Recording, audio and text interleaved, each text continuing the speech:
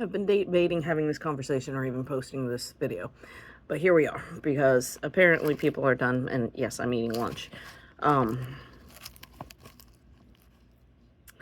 There's a lot of criticism going on about what happened at Prepper Camp by people that weren't even there, by people that weren't even in Hurricane Helen. I, like many people that showed up, are from the South or Tennessee or the surrounding areas. And we do what we always do when we hear, oh, there's a storm forming in the ocean. We watch it. We listen to the forecast. We listen to the information. We do what we always do. We make sure, if we're in the path, we have food, water, gas, all the essentials taken care of. The chainsaw works. This is normal for us. For the East Coast. For the coastline. Mountains, they typically get remnants. Mountains don't even really get tornadoes because the terrain isn't conducive for it. Storms break up over mountains. This is what we're always taught. This is what we are always told. Look it up. So we did what we always do. Threat assessment on a hurricane. As best of our ability. It wasn't going to hit anywhere near me. It was supposed to hit Florida, Mississippi, Georgia, that kind of area. Well, hurricanes don't make it in very far. They always break up and they always die. That is what we were expecting. That is what the news was reporting. That was what the Weather Channel was reporting. That was pretty much what everything was reporting, because even though that they tracked the eye into past the coastline, usually by then it's just remnants and rain and wind. No big deal. Nothing worse than a really bad thunderstorm. So we did the risk assessment. Every day leading up to when we were supposed to leave, early Thursday morning, we did risk assessment. Hurricane was expected to, become something fairly decent, Category 2, Category 3. Still, honestly, not that big a deal for most of us slightly inland that live on the East Coast. Even if we were in Florida, storm surge is more of a problem than the hurricane itself. Generally, get into a Category 4, you have major problems, and you should definitely evacuate wherever the hell you are if you're in the path. But that wasn't what this was. Up until Thursday afternoon, we were looking at 100% chance of rain Thursday, later in the day, overnight, into Friday morning, cleared up by noonish Friday. They were predicting that it would completely break apart before it ever made it through Georgia, and at absolute most, we were going to be experiencing tropical storm force winds at roughly 20 miles per hour. That's nothing, people. It really is absolutely nothing.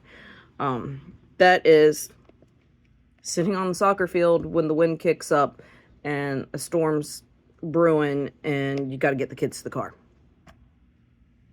That's pretty much the equivalent. Yeah, it can still do some damage. Yeah, it can still cause flooding. But all those things are generally 99% of the time manageable. You don't cross flooding roads. You don't walk into moving water. You don't do dumb shit. I really honestly recommend all of you find out what you should do should you be in a hurricane scenario. Because apparently it is now a probability for the Midwest. Or the Eastern Midwest. However you want to put it. Mountains don't get hurricanes. So, we left at 9 a.m. from Goldsboro. It's a 5-hour trip. We're supposed to be a 5-hour trip. Expecting 20-mile-per-hour winds, and some heavy downpours at times. We came fully prepared. We had tarps. We had paracord. I had heavy-duty stakes. We had rain gear, we had buckets, we had shovels, we had everything that we needed to deal with 20-mile-per-hour winds. With absolutely no problems and no issues in a basic tent. Halfway there, actually a little more than halfway there, my original campsite canceled my reservation because they were flooding, but they were on a river, and that wasn't beyond the realm of possibility.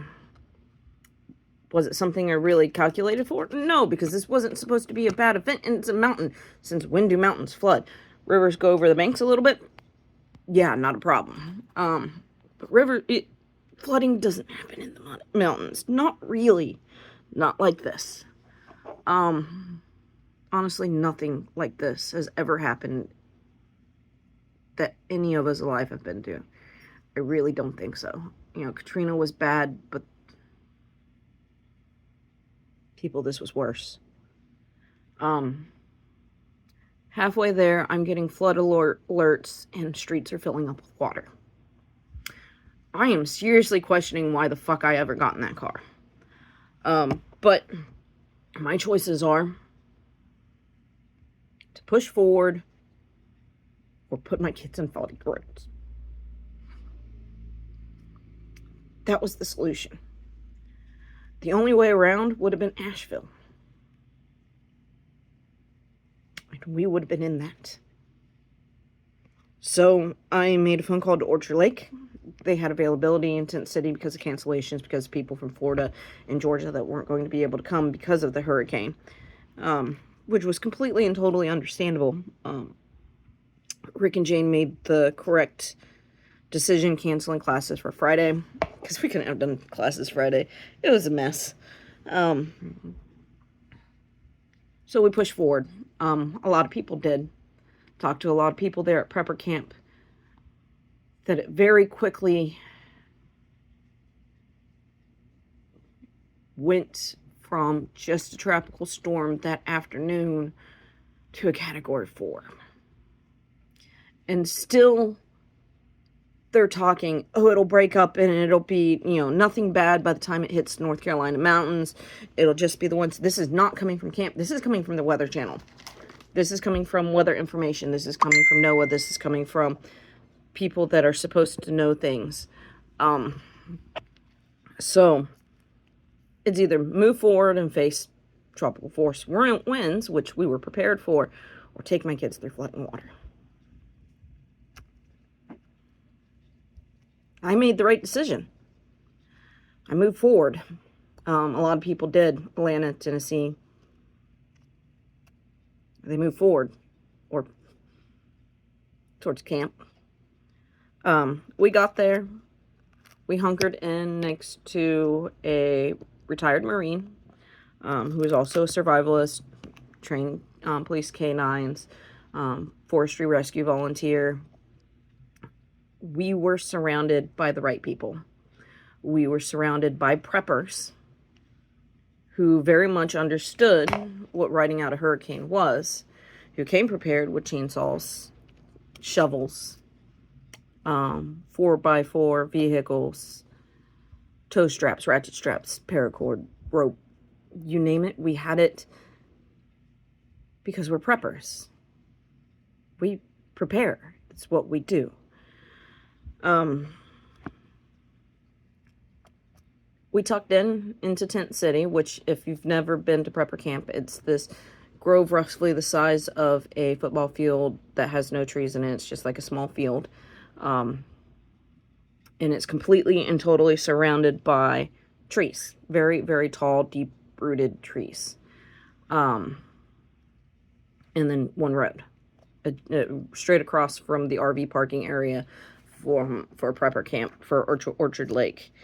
And I put up my pop-up, and it was, you know, pop-up, click connect tent from Ozark Trails, and oh my god, I can't say enough good things about this stupid tent. No tent is meant to deal with that kind of water. Literally is not. I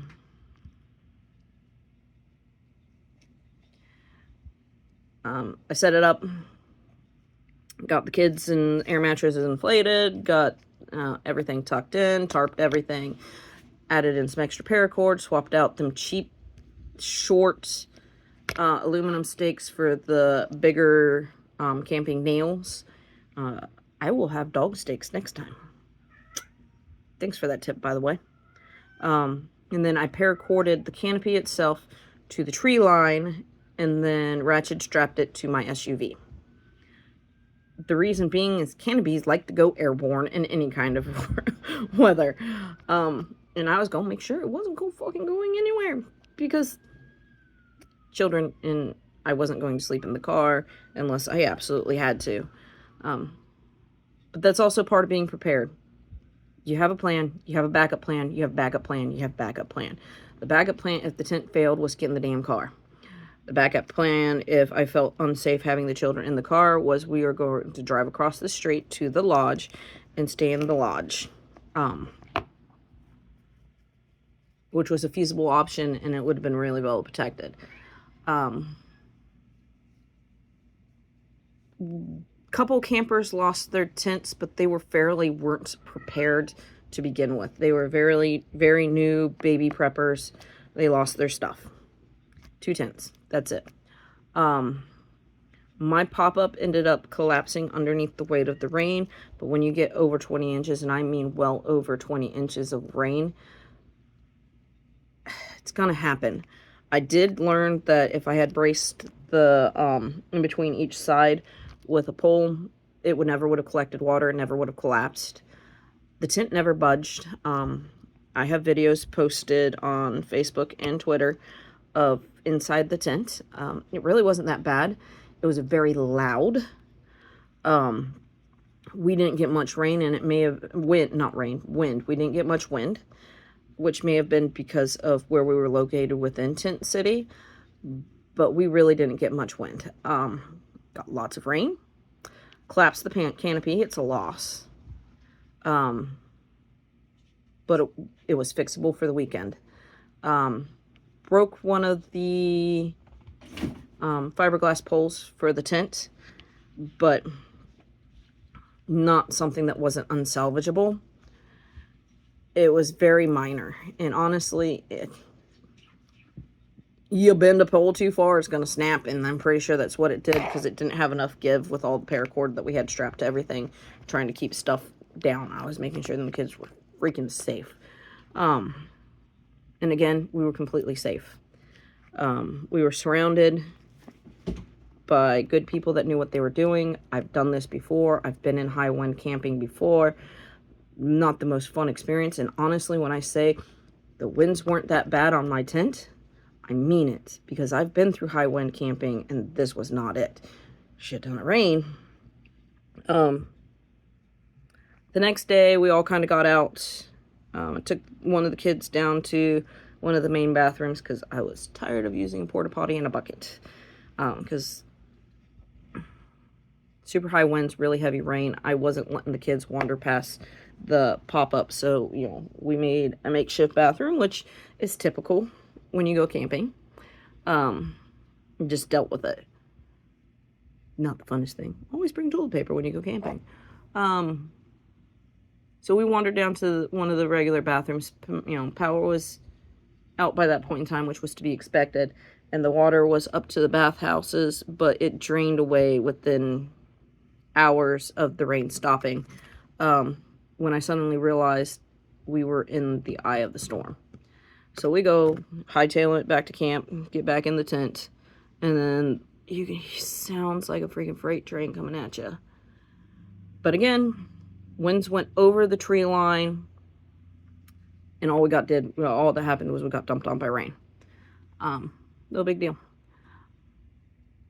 By the time that was over, roughly noon, 11, 12, we were already out of our tents by the time that passed. Probably anywhere between 10 and 11, we started coming out and taking care of stuff, assessing damage.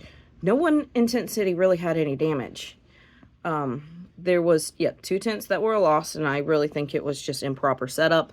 And then I had, a couple canopy collapses up because of the weight of the water. me and my daughter cut down some limbs and made some repairs. There's photos of that too. It was really simple, really easy. But at that point in time, we can't go home. We're there. There are some very novice people in campers and in tents that had come in early for the event.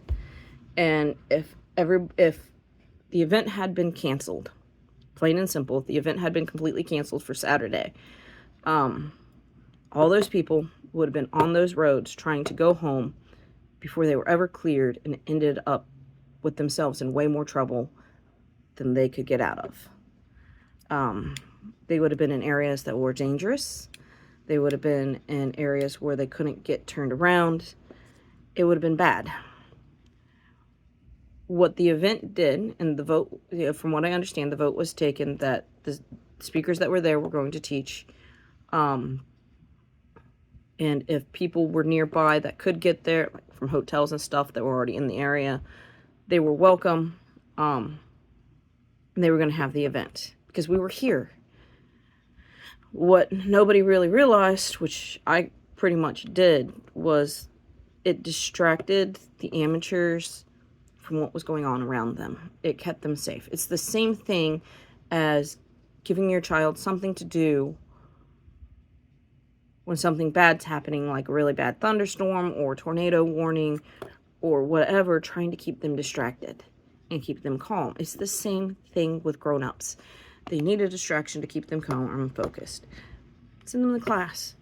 While they were doing class, a good number of preppers went out into the community and were clearing roads.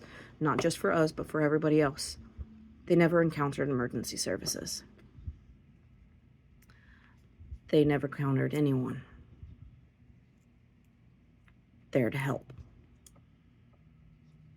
There's no cell phone service. There's no internet. There's no Wi-Fi. There's no landlines. There's nothing. Those preppers went out into that community because they were at that camp, because that camp was not canceled. They went out into that community and they cleared streets so people could get to help and help could get to them. At one point in time, they encountered the one and only law enforcement officer within 100 miles. And that law enforcement officer said, "Are you the one clearing streets?" And he says, "Yes." "Is there a problem?" He goes, "No, I need you to follow me. Can you help?" Without hesitation, they said yes. And they went and followed this police officer through back roads to other areas and started clearing streets so emergency services could get to people that were trapped and injured and hurt.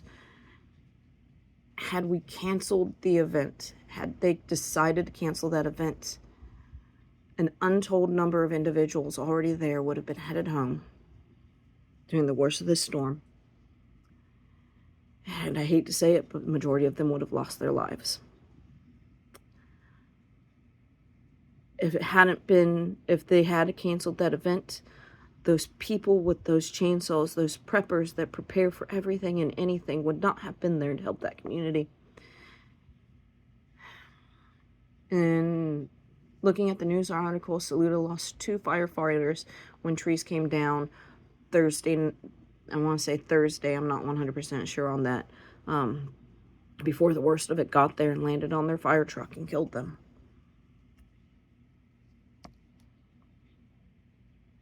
As much as you want to criticize the decision to move forward with the classes, because of those decisions, lives were saved.